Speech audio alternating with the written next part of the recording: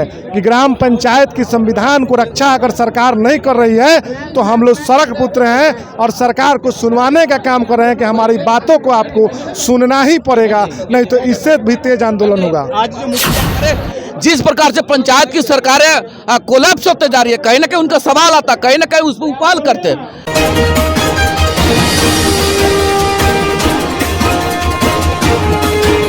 अभी हम गर्दनीबाग के धरना स्थल पर मौजूद है और यहाँ पर मुखिया संघ का एक दिवसीय धरना का आयोजन किया गया है। हम जानने की प्रयास करते हैं कि प्रदेश अध्यक्ष से मुखिया संघ के क्या कुछ इन लोगों की मांग है, क्या मांग है? देखिए, हमारा सीधा सीधी मांग है कि ग्राम पंचायत की स्वतंत्रता और स्वायत्तता को सरकार के जो कानून बना करके और जो ठेस पहुंचा रही है, तोड़ने का काम कर, अधिकारों में कटौती कर रही है, उसके खिलाफ ग्राम पंचायत की स्वतंत्रता के लिए संविधान बचाओ, यह हमारा संघर्ष है कि ग्राम पंचायत की संविधान को रक्षा अगर सरकार नहीं कर रही है तो हम लोग सड़क पर उतरे हैं और सरकार को सुनवाने का काम कर रहे हैं कि हमारी बातों को आपको सुनना ही पड़ेगा, नहीं तो इससे भी तेज आंदोलन होगा। आज जो मुखिया है कहाँ से आए हैं? पूरे राज्य से 20,000 मुखिया, वार्ड सदस्य और सैकड़ों आम नागरिक आए हुए हैं। आम नागरिक भी है? ये आम नागरिक भी है इसमें। अपने हक की लड़ाई अपने तो गाँव के लोग, गाँव का ही तो चुने हुए प्रतिनिधि हम हैं।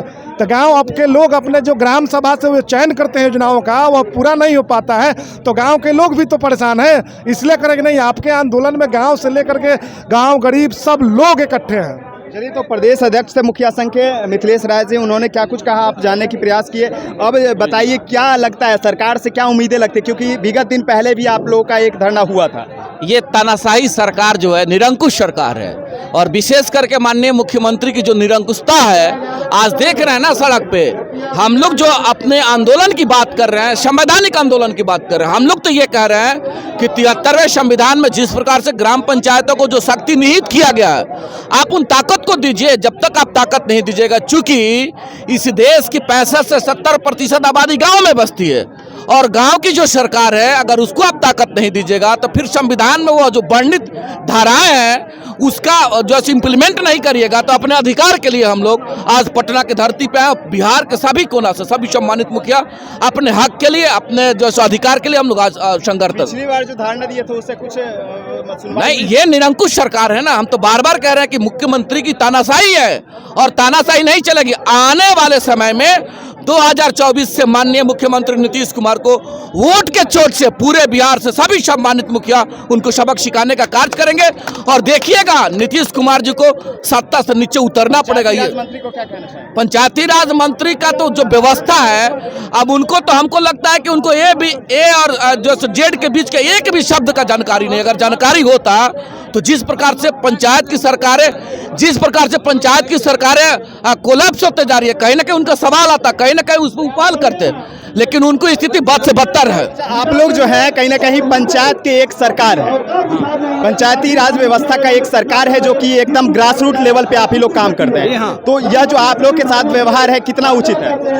आज ये जो संवैधानिक संस्था है, जो पंचायत की सरकार है, इस पर संवैधानिक खतरा उपस्थित कर दिया है। आज मुखिया की लड़ाई त्रिस्तरीय पंचायती राज पर जो संवैधानिक खतरा उपस्थित हुआ है, उसके खिलाफ में ये लड़ाई है। 29वां संशोधन जो हुआ है, उसमें जो पंचायत को 29 अधिकार मिला है, उसको बचाने की यह लड़ाई है। आज सरकार निरंकुश है, क्योंकि एमएल और एमपी के लिए वैकेंसी नहीं निकलता है, वो अप्लाई नहीं करता है, उसका इंटरव्यू नहीं होता है, लेकिन अपना वेतन, भत्ता, चिकित्सा, गाड़ी घोड़ा सब सुविधा लेता है।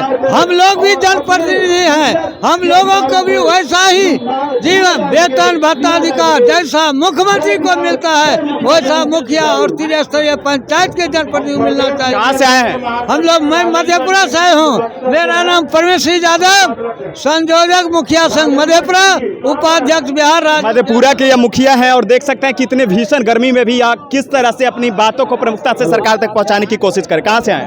पश्चिम चंपारण बेतिया का जिला अध्यक्ष अफसर इमाम।